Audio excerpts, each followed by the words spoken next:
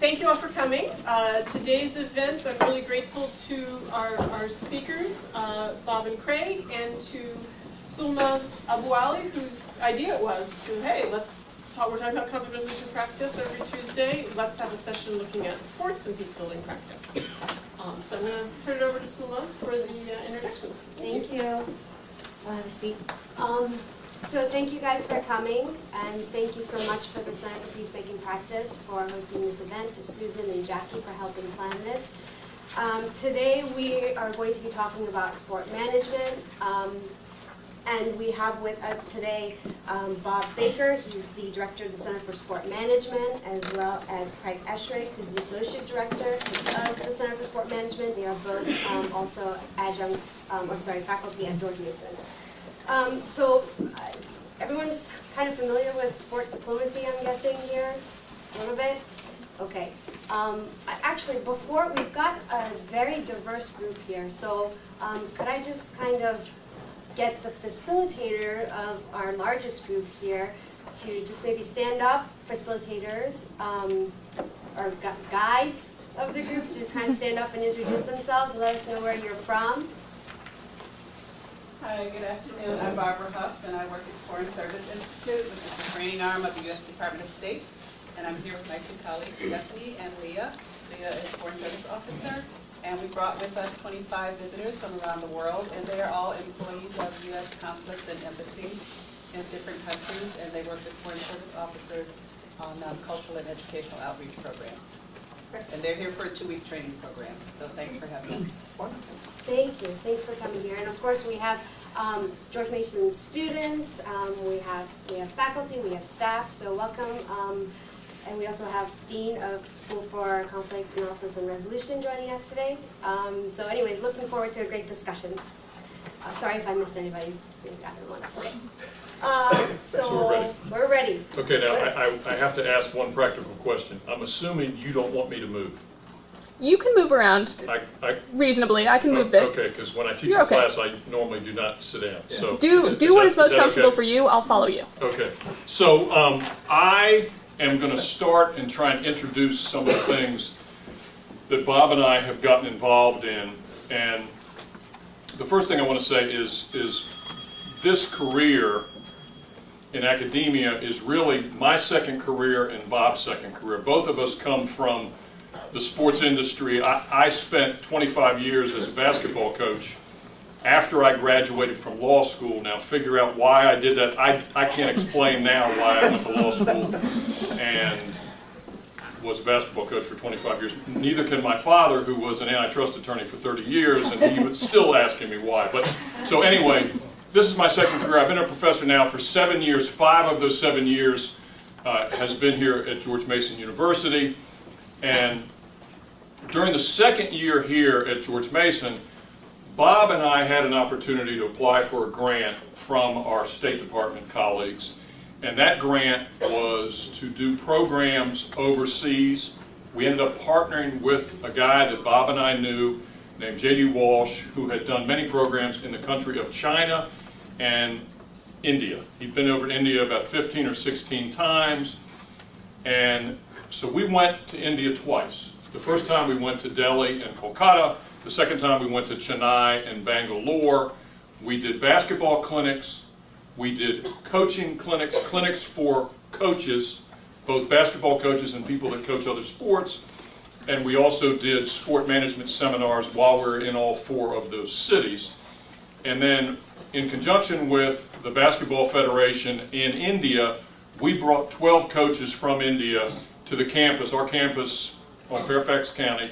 They actually stayed on campus for 10 days, and we did a very intensive leadership, coaching, and basketball academy for those 10 days for 12 of some of the best basketball coaches in India, both men and women. Some of those coaches have gone back to India and have become national coaches for 16 and under, 18 and under, both men and women. And so we think it was a pretty successful program, and many of the people that participated were very happy with the program too. That program introduced us to a group of people that work for the State Department, and they're in a department called Sports United and the Sports Visitors Program. They had a relationship with another company. They were severing that relationship with the other company, and they asked us, Bob and I and Bob's wife, Pam Baker, who also is a faculty member at George Mason, to get involved in a grant program that now is beginning on its third year. And that's what this first handout is, and it's actually 4 pages long. These are the groups that we have been involved in over the last 2.5 years that have come to the United States, and our State Department uses sports education, coaching education, to get to know people better, to get people to get to know us better as a country, and it's a grassroots diplomatic effort that Bob, Pam, and I, and 3 other people that work on the grant at George Mason, that the 6 of us are very involved in. Okay, and that is also how we got to know your colleague Sulmaz, because Sulmaz actually, if you scroll down to the group number 14 on the first page, Sulmaz, and it's going to be hard to believe, but Sulmaz did a clinic on, is it karate? Sulmaz is a 6-time national champ in karate. Correction, 7. 7, I'm sorry, 7, update. And so she did a 1-day clinic on karate to this group from a group of female martial artists from Tajikistan. So again, I know we only have about a half hour to talk about this, so we can probably talk about this in the Q&A later, but this gives you a list of things that we have been involved in over the course of the life of the grant. The most recent group we had come in were Burmese or Myanmar basketball players that were here in January. We have a group from Brazil coming in next month, and they are also teenagers, basketball players from Brazil. And so these are the groups that we have gotten involved with over the course of the last 2.5 years. Now, this book directly relates to what you all are working with now. This is a book published by a woman that may teach here, Elavie Ndura. And Elavie came to Bob and I and asked us if we'd be interested in writing a chapter on sport and peace building. And this is just the cover of the book.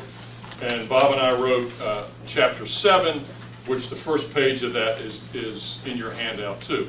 The next page is a daily program schedule, just to give you an idea of some of the things that a group would engage in that comes here and visits the United States, and some of the things that the State Department Program Director tries to expose to this group. And it's not just the sport that these kids or these coaches participate in, it's also cultural activities. They all get a tour of Washington, D.C. They get involved at every level of that sport. So if they're coming over in relation to the sport of basketball, we will give them an experience with the Washington Mystics or the Washington Wizards. They will see college basketball. They will also see high school basketball. In some cases, they will get involved with youth basketball. We usually get each one of these groups involved with either a special Olympics activity or a Paralympics activity too. And we also try and get the group to come over and actually do some coaching themselves, even if it's kids. We have a group of coaches that comes over sometimes, or a group of teenage athletes. We try and both get them involved in coaching some athletes here too, which gives them an American sports experience too. Okay, the next page is a textbook. It's one of the few textbooks that has been written in this field that some people call SDP, Sport and Development for Peace. Some people narrow it down to sport and development. Some people call it sport and diplomacy. There's very few textbooks out there that have really covered this field. This is a relatively new field in academia. Bob and I are in, I don't know if you want to call it negotiations, because we've already convinced the publisher to do the book. We're trying to decide how we're actually going to do the next book that we're writing for probably the largest publisher in the field of sport management, physical education, and kinesiology in the world, called Human Kinetics, and we're probably going to write a book about this field very soon. And so just wanted to give you an idea of what's out there. I put the table of contents in there too to give you an idea of some of the things that people talk about. The next one is a book that Routledge, which is a publisher, Routledge is based in the UK. Routledge publishes a book, and this book is on sports development. And they define sports development as not just how you develop youth, college, and professional programs within your country, but it also relates to people exporting, like the NBA trying to develop the sport of basketball in Africa, or the NBA trying to develop the sport of basketball in China. So this book deals with that definition of sport and development. It's probably the largest book in the field right now, and I have this at home, and I've checked it out at our library at George Mason. This is a very good textbook on the field, but again, it doesn't specifically relate to sport and development for peace or sport and community development. This one it's a decent textbook, but it's not written from a perspective that I think Bob and I would like to work with. This one, again, really doesn't deal with sport at all. It just has the one chapter that Bob and I wrote about sport and development. So from an academic standpoint, and I know Sulmaz wanted us to talk a little bit about that, I wanted you to actually see some of the things that have actually been published. And then what are the groups that are formed to go out and do community work in relation to sport? I actually gave you in the handout, there's 8 groups here, and there's more than 8, but there's many groups that have gone out and done work in sport and development, and there's an article in here that talks about those 8 groups that go out and do community building. One of the best known internationally is number 8, called Right to Play. Bob and I have actually talked to and done some work with a group called Peace Players International, which has offices in Cyprus, Northern Ireland, Israel and Palestine, New Orleans, and I'm missing one, South Africa. And they've done some really neat work with groups where there's conflicts between the Greeks and the Turks in Cyprus, Palestinians and Israelis in that area of the world. So again, they use the sport of basketball to try and bring groups together. So that is a very quick synopsis of some of the stuff that we have done, and I will let Professor Baker continue this discussion. Thanks, Craig. Much like Craig, I am a product of competitive sports and come from the sport world to a degree, education-based sport primarily in college athletics and so forth. We both have a commonality of having coached for some time, but also having administered and so forth. What I'm going to do is talk a little bit about and hopefully you guys can see this as well. Is it better that I stand like over here maybe?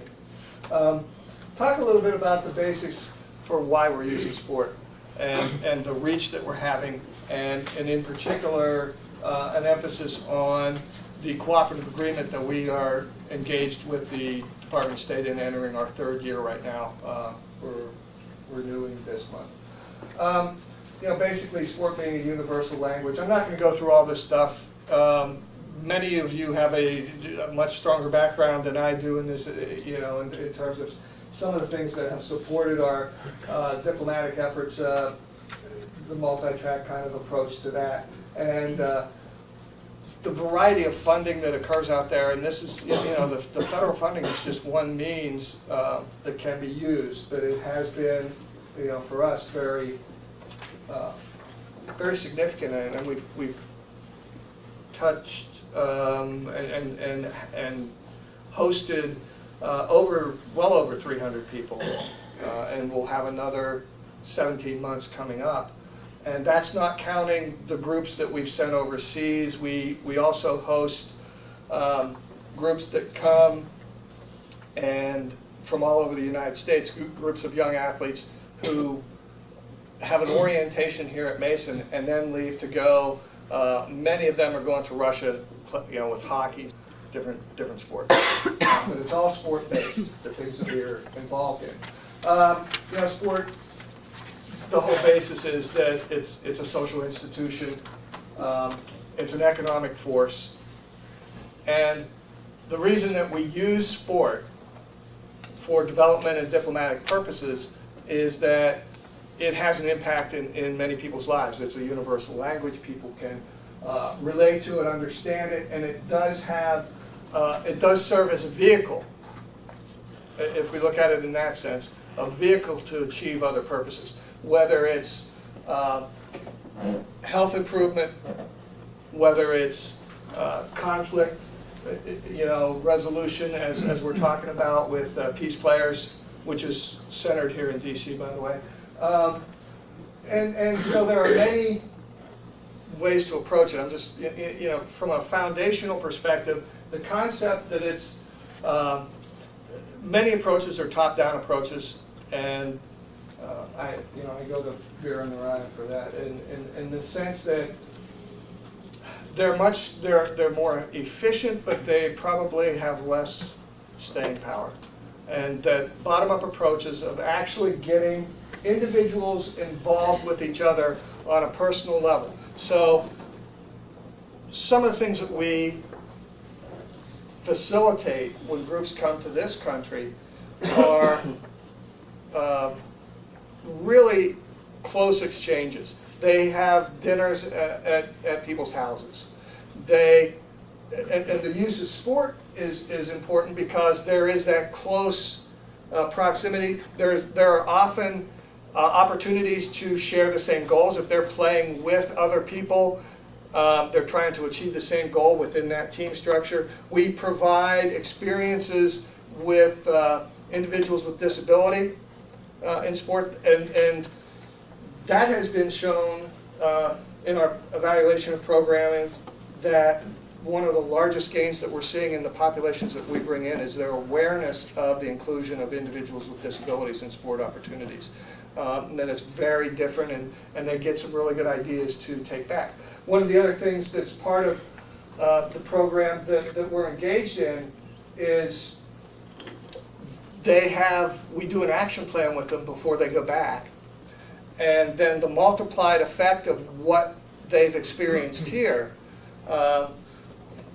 we follow up to find that what have they done? We've had people who've started nonprofit organizations back in their country to facilitate fair play and sport opportunities, and others who facilitated health awareness, others who facilitated economic development through sport. We have also followed up, and I think, how many boxes have you sent to, and I mean, it's from Tanzania to Swaziland to Haiti to 15 already. Yeah, we send equipment that's donated here by groups in this area that we then send to past participants around the globe who then can use it to facilitate further interaction in their country. So basically, this is kind of the foundation. Enhance cultural understanding, resolve conflict, help with diplomatic efforts. With the State Department, clearly a number of these efforts are focused in areas where building relationships and positive relationships is important. And sport is viewed as a valuable tool to be able to do that, to enhance relationships. And largely that's because of the bottom-up approach that we can use with sport. There's the Olympics, and that's a national level looking at what's happening in sport, but if you talk to the athletes, it's about the interaction between the athletes as much as it's about what's happening at the global level. And so that's why sports is really effective. I do have a sample video, and it's about 2 or 3 minutes long, and it shows you a little bit of our first year and in fact, some of the girls young ladies that you work with are in here. Okay, I think it'll apply. Let's think about it. There we go. That little knob. Right here? Turn it. Yep.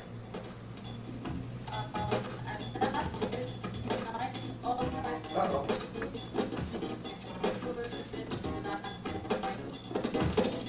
She was actually, I'm sorry about the sound, I'm not sure.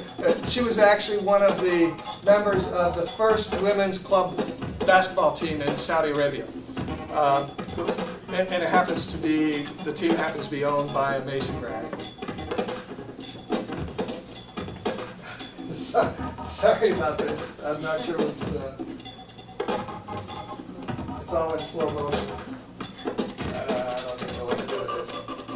But you can see some of the delegations, and we do bring coaches in, and in the long term, coaches can have a tremendous impact because each coach impacts more than their small circle. They're actually impacting many athletes who then can go on and impact many other athletes.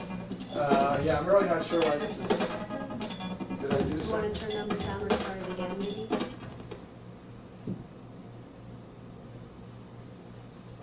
Let's see. Oh, now we're going. No. I think you have to let load. Oh, think I should let it load? Okay. Wait a little bit. Just wait. This way. Okay. But we tend to have them do some things to get other cultural experiences. Obviously, you know, if they're in, for example, this was in Arizona for spring training in baseball, and we had a group there. This was our first year. We've had groups there each year, but they might go and visit local museums, do a tour of the desert. Clearly, they're going to meet with a lot of other individuals as well. Opportunities for other exchanges with other athletes from the U.S. and so forth. We've actually done a couple groups where we've had multiple countries, so that they're not only engaged with American citizens, they're engaged with, we've had as many as 6 countries at a time, and with 6 players and a couple coaches from each country. So they get to exchange ideas among themselves and have the opportunity to learn as well. There we go. And then it stops. Maybe we could stop it and let it load and then replay it at the end. Yeah, that's fine with me. But basically, we've had opportunities for our players to be at sessions and meet Hillary Clinton, and so it's been I think a very effective program. We have been engaged in developing a program evaluation and an assessment of the athletes involved in the program. Their growth in terms of their knowledge of not only sport but American culture, their perspectives on disability in sport, their perspectives on the United States as a whole. And we've seen, in terms of the program evaluation, it's very simple because there are issues with translation and so forth. So it is a very simple evaluation, but we've had it validated, and basically we've seen significant growth in every area of the individuals prior to their arriving. We do a pre and post test, so they're surveyed immediately upon arrival before any programming occurs, and then they're surveyed at the conclusion of the program right before they leave. Basically at the same time that we're developing their action plans and how they're going to take what they've learned while here and what they've experienced while here and share it once they get back to their home country. And we've seen significant growth in that area. We're currently, we've just gotten a lot of things back from our translator, and we're engaged in adding those to a qualitative assessment as well, which has provided a lot of significant insights. And we've actually had an external person not affiliated with the delivery of the program do the qualitative analysis to ensure that it's effective. So that's kind of where we are with this. I want to give plenty of time for us to have a discussion. I think if we can get to it on here, if I haven't messed up your entire system with my video, I can probably show you the very simple evaluations that we do and so forth, and even some of the quotes that we've gotten from individuals. Last year, I will point out, for the very first group that the State Department has sponsored to bring over of athletes with disabilities was a sitting volleyball team from Kazakhstan, and we took them to Norman, Oklahoma and they trained with at our training center where our federation, Sitting Volleyball Federation, is located. really significant. This year we have 2 groups coming in. And that's been a tremendous, it really has shown in our evaluations a tremendous area of growth and awareness and recognition. So, and that's in part what my wife, the other Baker, Pam Baker, is involved in this program for. She is a faculty member in special education here with the Keller Center. So that basically sets it up, and you have some information in your hands from Craig, and hopefully maybe the video will work later. If not, if we want to talk about other things, I'm more than willing to do that. And I understand that this is normally very conversational, and I'd really like to make it conversational. Okay, so I guess we'll open up the floor to any questions. Yes. I'm from Seoul, Korea, and thank you for mentioning about the people with a disability at the end of your speech, because I actually had a consultation meeting with the Sports United last week. Oh, good. And he is pretty much interested about the having someone who has a disability to the United States. And I actually had actually Curtis Granderson, the New York Yankees outfielder. He visited Korea a month ago, and he had kind of the practice with the people with the people who is deaf. So, and I'm thinking to bring them over to the United States and have a further program in the inside of the States. And I had the experience when I organized and I participated in the international conference for the disabled, and there's lots of things that has to be taken care of, because we have to take care of the other facilities and all the other things that normally not been thinking of.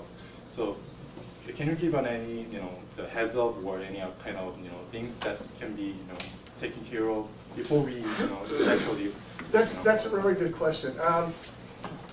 There's certainly more and more awareness. And in fact, the Office of Civil Rights recently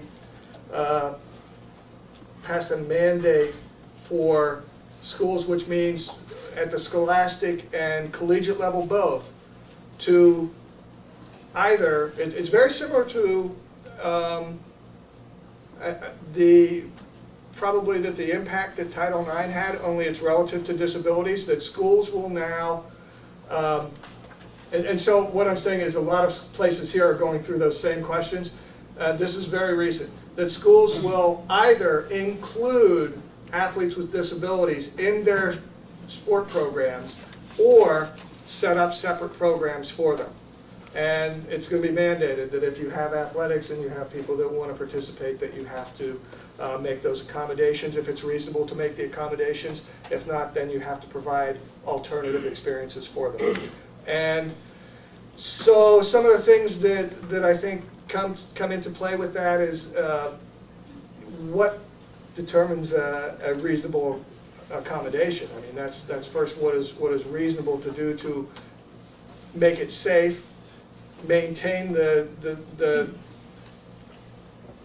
intent of the sport, and still be able to have people play in an integrated fashion, if that's possible. If it's not possible, many of the experiences that we've had with our groups have been separate sport separate sport types of programs, Wounded Warriors, Special Olympics, things like that are separate.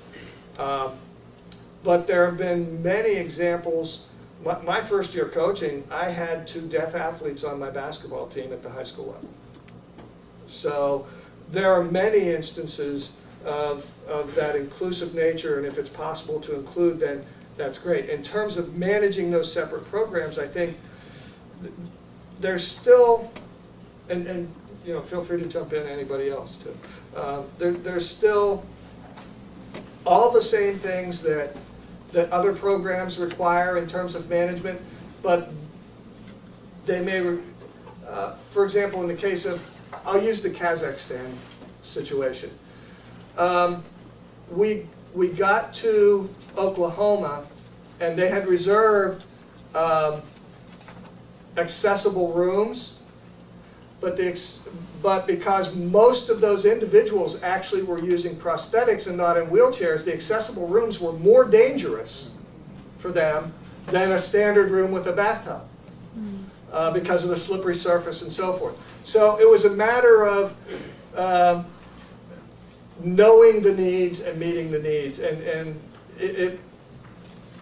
I think in terms of preparation for deaf athletes, I think primarily it's having interpretation and so forth. And you know, I think that there's a lot of willingness to have inclusive programs as well. Yeah. Well, I coach club volleyball. And Okay. when we went out to Denver for a qualifier last year, they had, the Sitting Olympics had a regional qualifier for their World Cup. And so what they did was to help defray the costs for the Sitting Olympians, they included it in the qualifier. You're talking about just with girls volleyball, you had 2 weekends, you had 90 courts of girls playing, but they also set aside 10 courts for the City Olympics. But they also was able to bring that sport and making them aware to the participating athletes in the tournament. And I mean, the crowds were great. Oh yeah. The girls, after they finished playing, they would go over and watch their sitting volleyball. And it was good to make them aware of what the potential is for somebody to play the sport who had a disability. Right. And my wife is Brazilian, and I happened to run into the Brazilian team, and we sat down and talked for a while. And it's a good exchange. I mean, you could be from totally different parts of the world, but you start speaking sport, you're speaking the same language. Absolutely. And it was a very good. Fortunately, I speak enough Portuguese to get myself in trouble, so I was able to communicate with them. But I also met with the team. There was, I think, a team from Costa Rica, and I'm not great in Spanish, but we could all speak about volleyball, even with just hand motions, and understand what we were talking about. And that's the great thing about sports. In a way, it brings people together. And I believe my club sponsor had your group of Iraqi coaches come over, and they took a clinic through our club and helped work with some of the teams that were practicing that day. And it was great to see, because every sport in every country has a different perspective on which way to do it. And the sharing of ideas and the improvement of sport is always a common goal. Because What's the name of your club? Northern Virginia Volleyball Association, Okay. NVVA. Yeah. Okay. And so, you know, we have a 7-court facility over in Sterling. Yeah. And so it's good to see that interchange and the sharing of ideas, and, you know, we do it this way, you do it that way, and deciding, you know, maybe a middle ground is the best way to teach the athlete, or wherever the successes are. That's from a coaching perspective and a player's perspective. So I wanted to, Absolutely. sorry if I can jump in, I wanted to take that and explore a little bit beyond what you're talking about. Sport definitely is a common language. We've heard it's a universal language. It's something people can find to relate to, build relationships on, and open channel of communications. But in order to really understand that, I think we also have to explore the darker side of sport too, and what it can potentially do, especially if you've got tense conflicts between groups. And so I'm sure you guys share the same feeling in that. I believe in the power of the scholar practitioner. And so I'm interested to hear your thoughts a little bit about what can we do from a theoretical perspective to potentially improve this, all these activities that we're doing on the ground, the implementation part of sport. We've had some conversations around that. But what are some things, maybe what are some things academic institutions can do? Some things sport organizations do, perhaps maybe partnerships with educational institutions in enhancing their programs as we're implementing them. My first suggestion would be to someone in your program write their PhD dissertation on what we're, not what we're doing, but this whole concept of sport and development for peace, because Do you know anybody? as I said, yes, Sumaz would be great. There's this book, and then there's this book, and there's not too many others. There's not that There's much. one in German. There's not that much else in terms of, you know, when you're trying to do a lit review for something like that, it's not going to be very difficult. And so some research in relation to, you know, the effect, are we being effective? Are we doing it the right way? Is there a better way to do something like this? Is sport the best vehicle, you know, is sport the best vehicle for the American taxpayer to use to try and bring two groups of people together? It may be. We may not be spending enough money on sport. The State Department may not be spending enough money on sport. So some research, some writing, some practical research, some theoretical research, I think would be helpful to us, and it would help the field. And that's kind of where we're trying to go with this. And, you know, I would even extend that to say, are programs that bring individuals here more effective than programs that take our individuals there or not? I mean, to what degree, you know, you mentioned having someone, you know, a famous athlete come and do clinics. What impact does that have versus other individuals? You know, what does that yield any greater benefits or not? Or does mass exposure, or is it more important to connect with leaders or coaches who have a broader impact than with small groups of individuals? And so in some ways, I think my overall big answer to your question, just from a perspective, is leadership has a lot to do with it. Like if you want it to go well, if you want that mixing of two groups to go well, the leaders involved are key. They have to buy in, they have to structure, and then the managerial side of it, you know, which is different from leadership. It's the actual how they structure it. How is it going to work? You know, are there opportunities for exchange that create some positive common goals, like you talked about? Yeah. Go ahead. I was going to switch topics a little bit.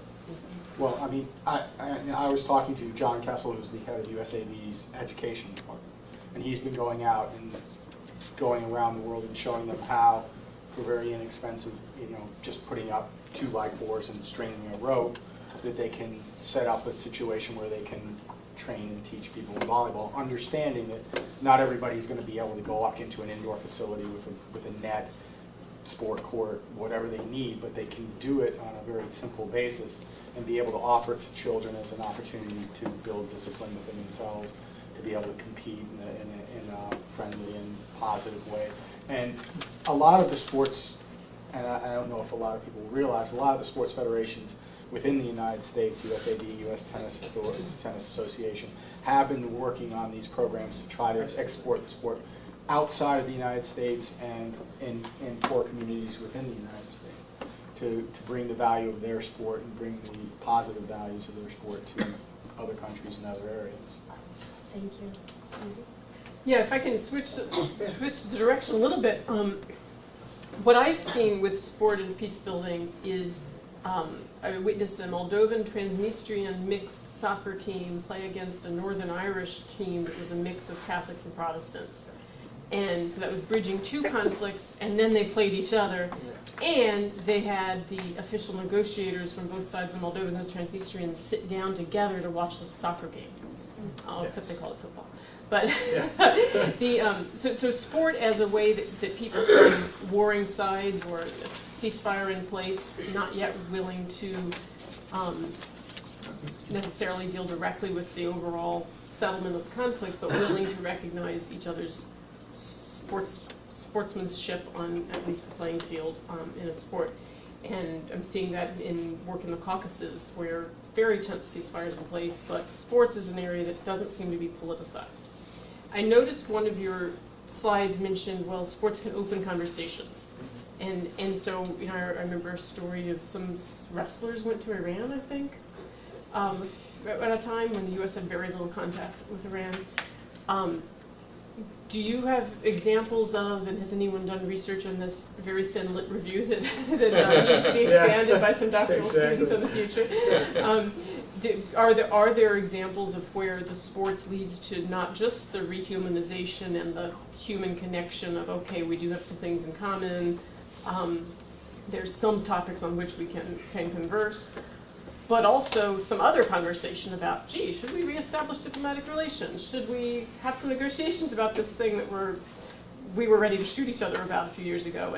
And so when can sports be the opener that then leads to another series of discussions on other topics? I think one of the most famous is the whole notion, ping pong diplomacy is an example, I think, that opened doors that led to diplomatic efforts. Those pictures on that slide that you were talking about, the other one was Nelson Mandela, basically the Invictus story. Yeah. Did you have a response to that? Yeah, I am Hasan Akın from the Turkish Embassy here. We, as a Turkey, we had a good example of this. We have some conflict with Armenia, and so you see, there's no conflict anymore. It was the World Cup football championship that there has been some Turkey and Armenia had to make a football match. And it caused our president to pay a visit to Armenia, which led the conversations. And then they paid a visit to Turkey. It also contributed to the dialogue. Unfortunately, we could not finalize it because of other reasons, but it was a good conversation opener, and it made the minds of people a little bit more ready to discuss on other things, and this football match was a good starting point for this. And I'll give you another example, and I don't know if this gentleman from South Korea would agree or not, but do you think that the co-hosting of the World Cup by South Korea and by Japan helped those two countries see each other a little bit differently than before? Quite negative. No, the answer is no. No.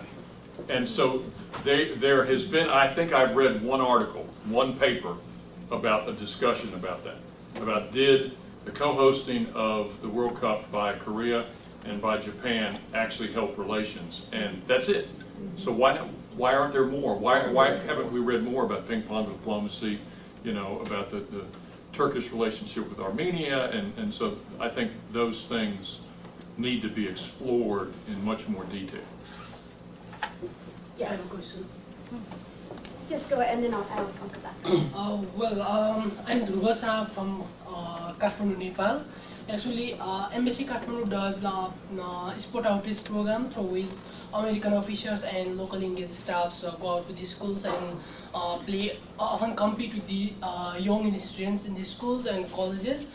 And my question is, since we are talking about we are thinking especially about the public diplomacy, what from your standpoint are other initiatives that can help enhance the sport diplomacy and then which can ultimately contribute to, enhance the public diplomacy at the overseas, for its overseas, yeah.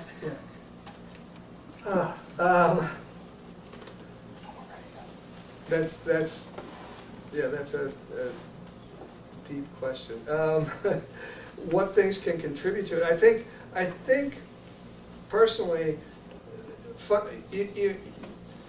sports programming sometimes relies on funding. So in order to enhance opportunities to use sport, I think nonprofit organizations that get involved can be really important in furthering the impact of the use of sport for diplomatic purposes or peace-building purposes or cultural understanding is basically what we're really talking about. And so that's one enhancement beyond the public domain beyond actual governmental funding of programs that I think is valuable. And in other ways, are there, I'm trying to, is there involvement by business entities? Not really. And in some way, if you can engage business communities, whether they're sport-related businesses or not sport-related businesses, clearly if they have it's sort of related to that corporate social responsibility side of thing, which also may be related to their own business interests as well. If you can involve businesses in some way to where it provides a perceived benefit to them, then there becomes an additional source for developing those kind of programs. The NBA does the NBA Cared, and there are, you know, some altruistic aims in that program, but there are also other aims in that program to return to the NBA benefit from that program. So that's one of the things that I would say. Yeah. There's a lady, And please. lady in the back. Yes. Well, hi, my name is Maria. First of all, I would like to clarify I had nothing to do with the video frozen Honduras. Nothing to do. It's a nice image. That's right, we'll just leave it. Yeah. No, I just wanted to say that I agree with that, and I honestly didn't understand how much a sport was important into peace building, into bringing groups together or tearing them apart. Because in Honduras we had a war with El Salvador, the soccer war that started because of a soccer match. Yeah, I mean there were other political Isn't there a stuff riot over going on there. right now in Egypt because of a soccer match? Yeah. Yeah, so, but I saw this documentary about Valenzuela, and if you can get the chance to see it on ESPN, maybe they have it. It's really great. It talks about all the things that were happening at the time when he was born. Well, not born, but he was raised as a star, and basically in a Latino community that lived in LA that hated the United States because they were taken away from the land. So it's really interesting, and when I saw that we were gonna come here, I was like really excited to see, because I do truly believe. I mean, I don't practice any sport, but I do truly believe that you can change the people's mind, and especially in a country like Honduras, when people are so crazy about, in this case, soccer. And it's like they go wild about soccer, and I think that you can really make a difference. So thank you for. Well, thank you. And I think the sport, it can be done with any sport, but if you can touch people with a sport that means, you know, is particularly important to them, that's great. I mean, that's even better. And we've worked with so many different sports. So. Sorry, yes? Following on actually the last statement you just said, kind of tease up my question. So you talked about using sports, I'm at the State Department as well, for a couple different ways to reach maybe to audiences the U.S. has not historically engaged with, a new audience, and also to build bridges in conflict zones like Northern Ireland, Cyprus, you mentioned some other places. I'm wondering, the second audience, the conflict zones, have you, anecdotally or through your experience, has it been more effective to bridge that divide when you use a common sport that's known to both sides, or when you bring an outside sport that no one knows and they have to learn it together? And I'm wondering if you have any, again, anecdotal experiences. Just anecdotally, I think either is possible.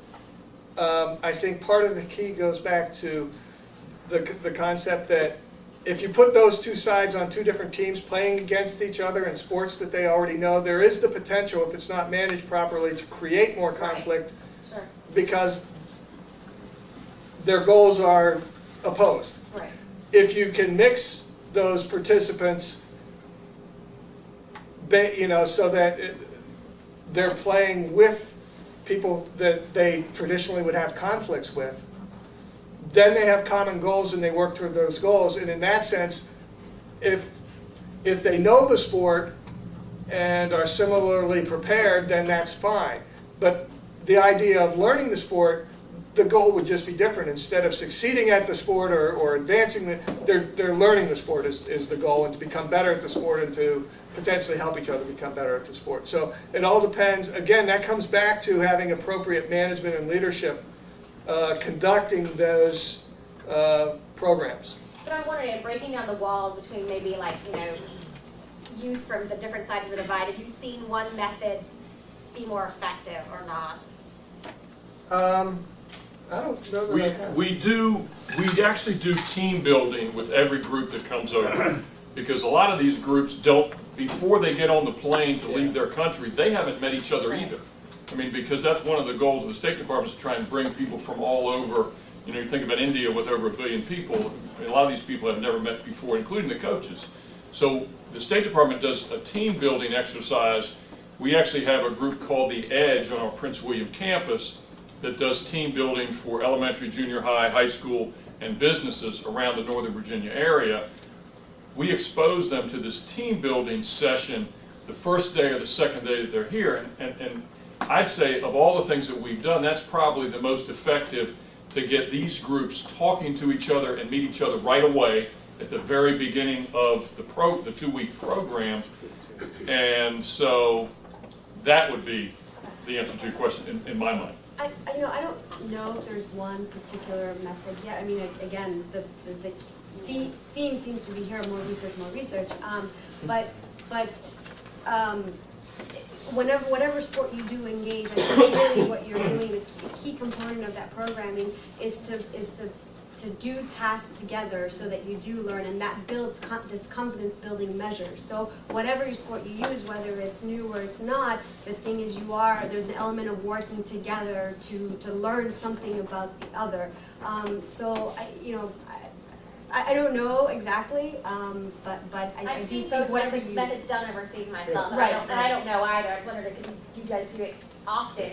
If you had any inklings, Well, I something think I've thought about in the past. It ultimately goes back to Plato said you learn more about a man in an hour of play than in a lifetime of discussion. And I think it goes back to that. If we put them in the same place, working toward something, whether it's in a new situation like The Edge where nobody knows there, but they're trying to accomplish a goal in every task that they get exposed to, or whether it's two groups that come together and they both have a knowledge of a sport and get to merge that knowledge together to then achieve something together. In either case, I think that becomes the key. And so I think either can work or either can be a disaster if they're just thrown there and left, There were some more There's questions. two more over there, the sweater. Can you raise your hands? Yes, Yes. my question was, like this diplomacy definitely works, bringing people in from outside. But many times, for example, like very recently, India and Pakistan, they organized a cricket match series. I hope, a cricket game is played in South Asia. So, but often, my point of view is it might aggravate the relationship because sports itself, it's all about winning. Just imagine Argentina and England. Every time they play, something happens, and the situation aggravates. I remember They back could in hold a match on the Falkland Islands, maybe. Yes, absolutely. Back in 1998, everyone thought it would be a friendship, very friendly match, and then something happened with David Beckham. So, and then it's back to square one. So, do you think that it really works, organizing series, and also just to remind everyone, the war between Soviet Union and US in the Olympics? Do you think that really helped? That's healthy, that sort of sports rivalry?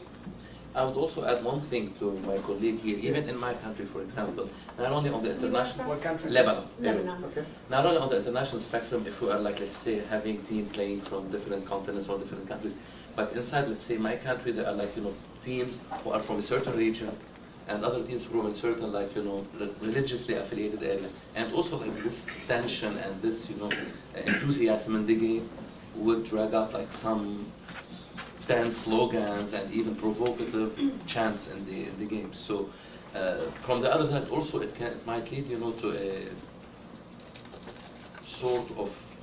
I'm going to answer his question from a personal perspective. My senior year in college, I played on a team that traveled to Mexico City to play in a tournament. In the tournament was the national team from Panama, a club team from Mexico, the national team from Mexico, and a team from Russia. Okay, the Russians heard that our team had 2 NBA players on the team. So they sent their Olympic team. their best team. Okay, the two guys that were on our team had been out of the NBA for 5 years. Okay, it would be like me going to try and play a game right now, which wouldn't be pretty against the Russian Olympic team. Okay, and so we were beaten by 35 points. This team from the United States that the Russians were supposed to be afraid of, and we should have been beaten by 35 points because this was their best team.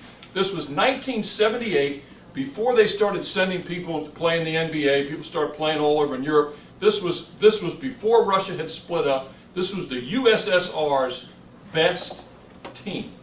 Okay, in relation to what Bob said, but how do you manage this? We had a dinner together. Okay, we, the American team, sat with the team from Panama, the team from Mexico, the team from Russia. I sat next to a guy that was 7'5" from the Russia. Literally, I know, 7'5", sat across from me, along with some other people. It humanized him, and hopefully I was humanized. He thought that an American was humanized. They sat across the table from. Just that little thing. It didn't make me feel that much better that we got beat by 35, but it made me feel certainly better. Okay, so if you combine, in relation to Pakistan and India, as someone that has traveled in India and as someone that's become a cricket fan, I would love to see a match between those two countries' national teams. I know how dangerous that match would be too. Okay, and so that can't happen.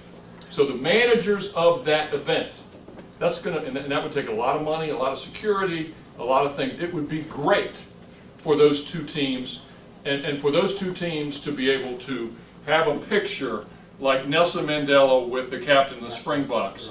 If that could happen, that picture would help. I don't know if it would solve problems between India and Pakistan, but that picture would help relations, I guarantee it. But you'd have to make certain that you held a game where no one was hurt, no one was killed, no one got in a fight during the match, and that's what Bob said, that's management leadership. Yeah, and I think part of what complicates that is when you're looking at events that are between competitive rivals that are well matched, and that in that management of that, you don't have control over the spectators. I mean, that's where the problems come, is through that uncontrolled situation. And so the management becomes really an important element of that, and controlling that spectator situation. But it can even go beyond that. If it's a television, televised event, it can spread. So that's kind of the unknown in that, and that's why sometimes those high-level competitions can create, I mean, even internally in a country, if Melbourne and Sydney are playing, forget it. I mean, there's as much competition there as anywhere, and so you do have to be aware of that. Absolutely. Yeah, I'm sorry. There's a cue. Sorry, I know he had a follow-up. I know you've been trying to get in for a while. You've been getting in. There's at least there's a one here and one there. But I think we have the people on Skype. I want to ask them if they have a question. Yeah, let me turn up the volume here. Go ahead and ask your question. Sweet. Well, first, are we good? Yeah. Yes. Yes. Okay. Awesome. Well, first of all, thank you very much for letting us Skype in and whatnot in your presentation. It was awesome. And I was just kind of curious, are there any specific case studies from the Balkan region that you would recommend looking to in regards to sports and peace building? Kind of more towards my thesis. It's a little more personal, but I was just curious. That's a good region to study, though. I can tell you that. Yeah. When the Croats and the Serbs play, I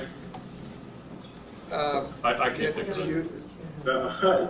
Yeah, off the top of my head, I'm not thinking of anything right now. But if we have contact information and we do find something, I definitely would forward it to you. That'd be fantastic. Thank you very much, guys. Thanks for taking our question. Absolutely. Okay. Can I just see a list of the hands? So we'll just take these last questions, these last hands. Okay, Margarita. You said you're running the store for the third year now. It'll start the third year pretty soon. It's not a long time, but do you have any follow-up sort of contact with people that mainly the coaches that came here or athletes that actually visited here to know if that resulted in a maybe community conflict reduction in their hometowns, or any sort of that type of follow-up to assess the long-term impact of your program? We have follow-up, and a lot of the follow-up relates to what they're doing athletically. Like, I'm coaching this team, I was able to establish this program. You're talking about a level of detail that probably would be great for Sumas to go over, and someone pay her way to go over and study. The measurement of those impacts, it's difficult because we would have to, I think, in advance, use a similar measure to see where they are before the program comes, and then where they are after the program comes with relation to their in-country perspectives. And we haven't had the resources to be able to do that. So we're actually doing our follow-up through the individuals that come here. And so that's the only feedback we get. So we get their perspective, but if their perspective's inaccurate, we have no way to fact check that. I know through the State Department, for example, the Tachi group that I worked with, while it's not a formal process, they are realizing that there's a need to track this type of impact.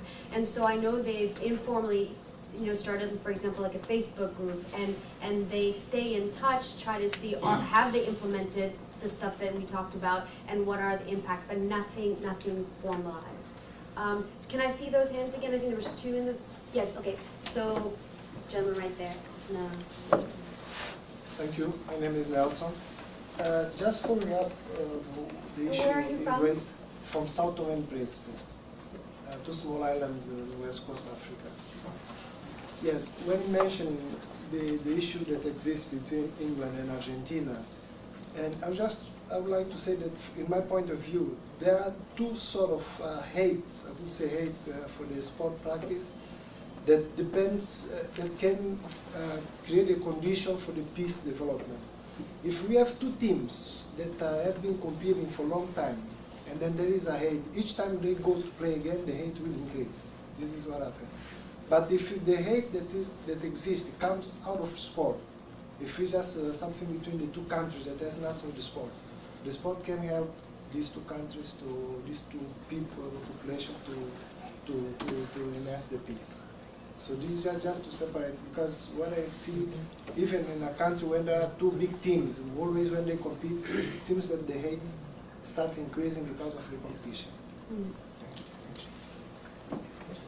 Thank you. Yes, actually, I said I'd come to Jeremy next, so we'll go to Jeremy, and then we'll go to the guy in the back. There is one here. She can She tried to speak several times. You may not have seen Oh, her. yes, please. Go ahead. I just had a kind of a comment just to add. I mean, I think just to emphasize exactly how important sports is. Sometimes even non-team sports, I think, have a really important effect on kind of not just peace building, but enhancing that kind of cultural understanding. We had a team of pro skateboarders come to Kuwait, where I work, and this is the first time where we were able to actually contact 12-year-old boys who, through any of our other programs, we would never reach because we couldn't interest them in arts, or we couldn't interest them in kind of anything else except skateboarding. And this was the first time we could speak to them, and these skateboarders, encourage them to get off the streets, to be healthy, to eat better, so you can become a better pro skater. Teaching them kind of how to channel all those frustrations that a lot of youth in Kuwait have, just in terms of getting their voice heard. Now you have a channel for that kind of expression. And so I think kind of just that physical activity and getting to work with people through clinics, a lot like what you were doing, I think has a really positive effect. Yeah, it's just definitely not just team sports. I mean, there are benefits of team sports, but there are also other benefits that extend beyond that. That's a great example. And that's the great thing about sports, because sometimes you bring in a guest speaker, and that guest speaker stands up here and talks and then leaves. Right. And there's literally in sports, there's many times literally physical contact, because I'm trying to physically grab someone, put them in position. Right. When Sulmaz did her clinic, she was smacking people around. So I mean, there's physical contact in sports, and it's forced because of the nature of sports, which is most of the time a good thing. Thank you, Jeremy, and then we'll go to the last question in the back. sport is not only competition, sport is learning. Sport is exchanging how you play. And what you're dealing with, and I think in your programs, is teaching the sport and expanding the sport and using sport as a common knowledge base. If you bring two teams together, they're competing.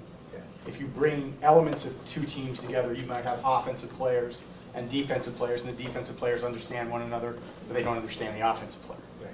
But you can bring all the defensive players together. They talk about the ways they defend.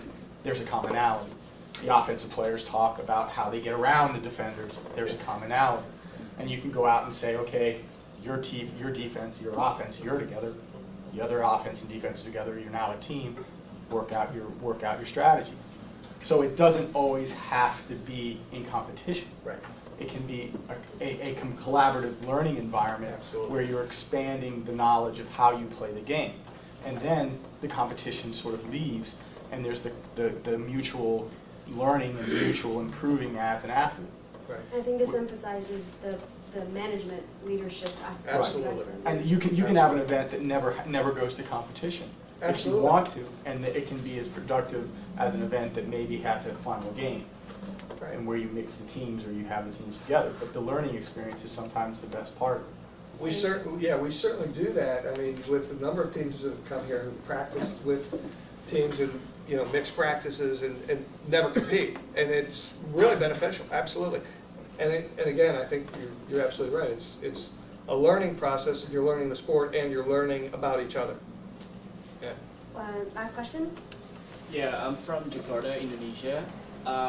In the past few years, we were quite fortunate because we got to send a few girl football players to the U.S. And I believe we are also sending few students to the U.S. this year.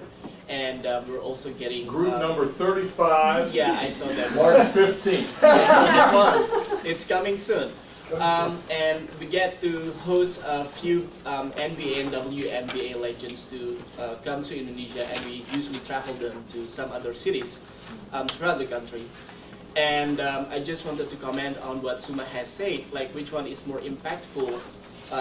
It is sending the Indonesian students to the US or getting US athletes to come to Indonesia. To my opinion, it's equally impactful.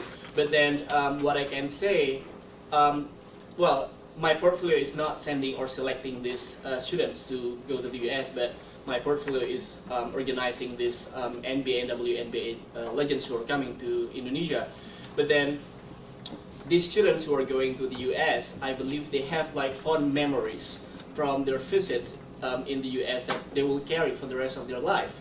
But it is quite challenging to measure the quantitative or the qualitative results or outcome of what they've got and what they can apply when they come back to Indonesia.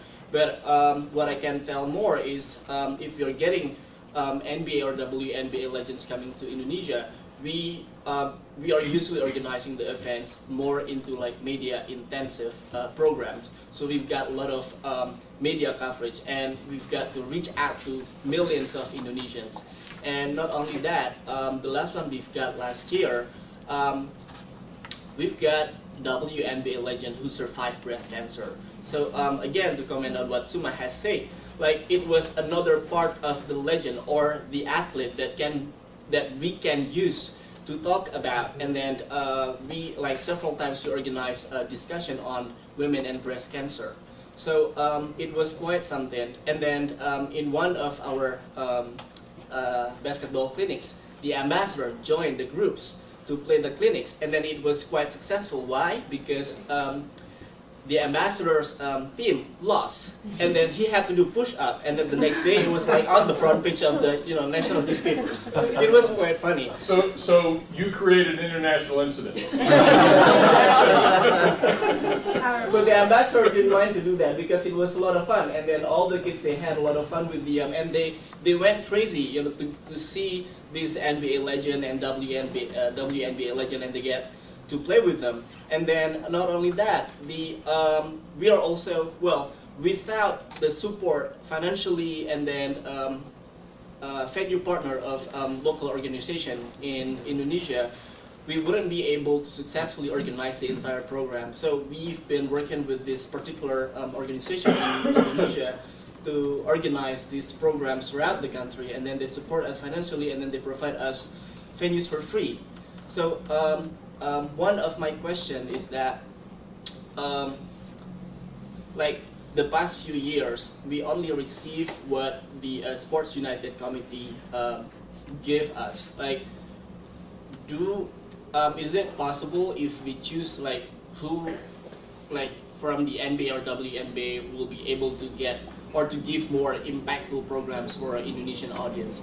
Because like last year to be exact, the NBA and the WNBA legends, they couldn't get along together. So it was quite hard for us like to organize like one event for them in the same place, because the WNBA came with her partner, and then it was quite, like intense situation that we had to deal with. So yeah, like, is it possible if we choose like who's coming to the country, or how?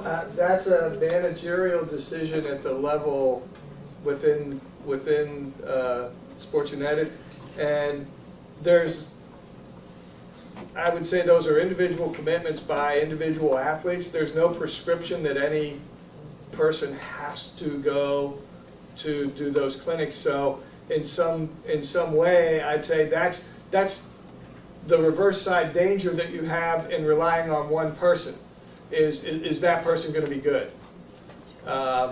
That's part of the danger of you get whoever happens to come there if you don't have that input. And in many cases, I mean, you've made those trips before too. And you're lucky if you get him, but maybe not lucky if you get somebody else. And sometimes that it really depends on that individual. But the individual has to be willing to make the trip. And so I don't know how far in advance you're going to be able to arrange that.